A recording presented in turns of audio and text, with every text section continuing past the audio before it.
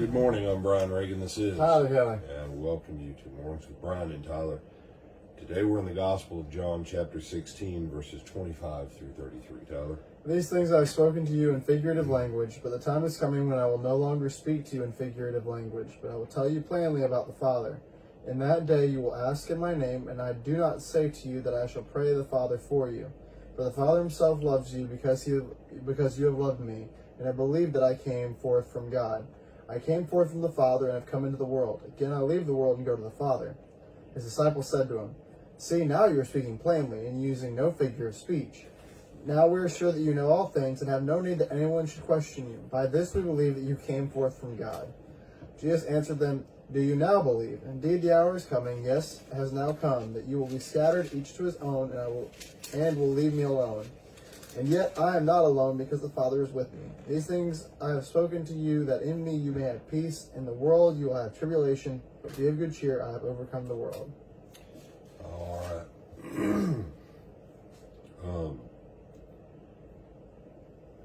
So Jesus isn't saying I'm going to speak plainly to you so you can believe. Simple fact is they haven't been listening for 3.5 years. What? How many times did Jesus speak in parables that the disciples didn't come? Explain the parable to us. He's been speaking plainly to them for 3.5 years. You say, well, Jesus just said, I'm not going to speak to you in figures. No. That's not what Jesus said. He said, I've said these things to you in figures of speech. People need figures of speech. Now they're like, oh, great, you're speaking to us plainly. Now we believe in you. What? Pay attention to the disciples' interactions when Jesus is talking to them in John 13, 14, 15, and 16. John 17, Jesus will transition into his prayer. This right here is the single longest section. It's one of the three or four longest sections of continuous speech by Jesus. This right here, Matthew 23, 24, and 25 is a long one. Matthew 5, 6, and 7 is a fairly long speech section. As far as what he said in one continual big block. They're saying, now we believe. Jesus says, really, now you believe? And it's obvious they don't get it. Because, like the parable of the sower, they're like, please explain to us the parable of the sower. And Jesus is like, really? You should have got this one. Because by the time he spoke that, they'd already been with him for at least a year, if not 2.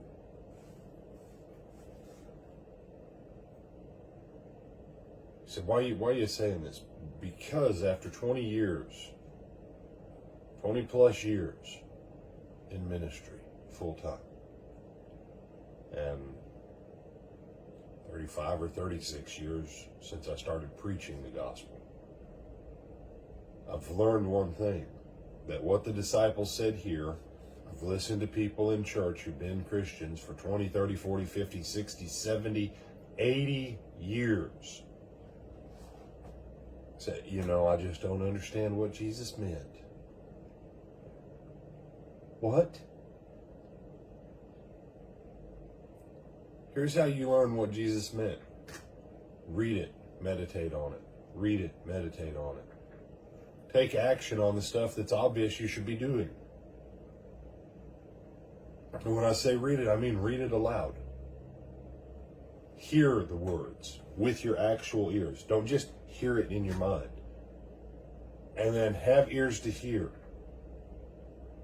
If Jesus says you need to give someone your coat because they've sued you for your cloak, or Jesus says if you give to someone, give it to them, don't ever expect anything back from it. Until you start doing what Jesus says on that, you'll never understand anything Jesus said.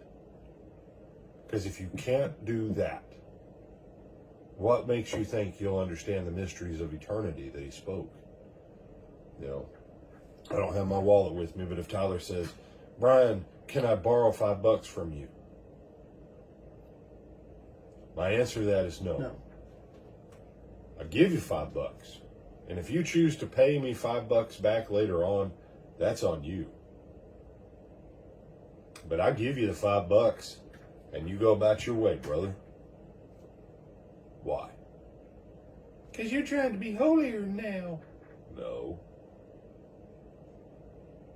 Jesus said, if he asks and you have it to give, just give it to him and let him go with it.